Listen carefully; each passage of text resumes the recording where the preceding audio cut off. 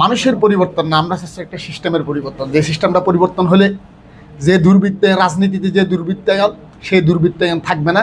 সেই সিস্টেমটা পরিবর্তনের জন্য আমরা রাজনীতি করতে এসেছি।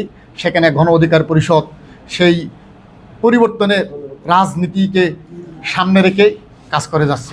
এবং আমরা সবসময় বলি, তরুণদের হাত ধরে বাংলাদেশে পরিবর্তন আসবে। সেই তরুণ, আমাদের নেতৃত্বরাই তরুণ। এবং আজকে যাকে আমি পরিচয় করিয়ে দিব, চট্টগ্রাম 2 আসনের যিনি আমাদের গণ অধিকার পরিষদের নির্বাচিত প্রার্থী, মনোনীত প্রার্থী, এই রবিউল হাসান তানজিম। তরুণদের যে এঙ্গেজমেন্ট, নতুন যে দিগন্তর উন্মোচন হয়েছে, সেটি আজকে একটি সম্ভাবনায় পরিণত হয়েছে। আপনারা দেখেছেন 2024-এর গণ অভ্যুত্থানের পর তরুণরা কীভাবে সফলভাবে দেশ পরিচালনা করেছে, সেই নজির কিন্তু ইতিমধ্যে আপনারা দেখেছেন। আমি বিশ্বাস করি আগামী সংসদ হবে প্রাণবন্ত একটি সংসদ, যেখানে ডান বাম সাম্যের সকল দল মত বর্ণের প্রতিনিধিত্ব থাকবে। আমরা দাবি করেছিলাম পিআর ইলেকশন পদ্ধতি, যেটি নিশ্চিত হলে সকল মতের মানুষ সংসদে প্রবেশের একটা সুযোগ তৈরি হতো, গণতান্ত্রিক চর্চা হতো। আমরা ইতিপূর্বে দেখেছিলাম কোনো একটি দল এককভাবে সংখ্যাগরিষ্ঠতা নিয়ে যেভাবেই হোক, রাতের ভোট দিনের ভোট, সেদিকে আমি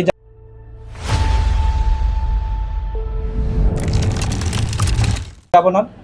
কোনো না কোনোভাবে একক সংখ্যাগরিষ্ঠতা নিয়ে নিজেদের ইচ্ছে মতো সংবিধানকে নিয়ে খেলতো।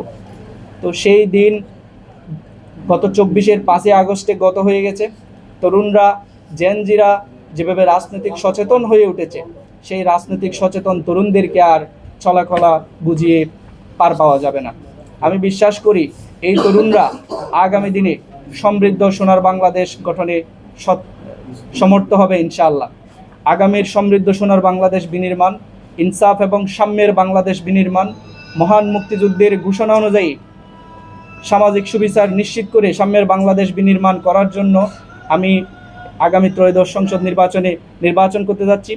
আমি যদি ফটিকছড়ি থেকে নির্বাচিত হই, গণ অধিকার পরিষদকে যদি মানুষ ম্যান্ডেট প্রদান করে, আমি আসলে আপনাদেরকে প্রতিশ্রুতি দেব না যে আমি এটা করে দিব, ওইটা করে দিব।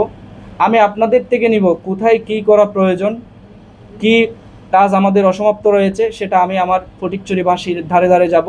আমি তাদের রিকোয়ারমেন্ট অনুযায়ী তাদের সবগুলো কাজ পূরণ করার জন্য আমি আমার যথাসাধ্য চেষ্টা করব। এরপরও আমি একজন শিক্ষার্থী হিসেবে, সচেতন নাগরিক হিসেবে, ফটিকছড়িতে আমার দীর্ঘ পথচলা হিসেবে আমি ইতিপূর্বে বেশ কিছু সামাজিক কার্যক্রমে অংশগ্রহণ করার সুবাদে যেইটুকু জেনেছি, সেটার আলোকে আমি বেশ কিছু লিখিত পরিকল্পনা নিয়ে হাজির হয়েছি আপনাদের সামনে।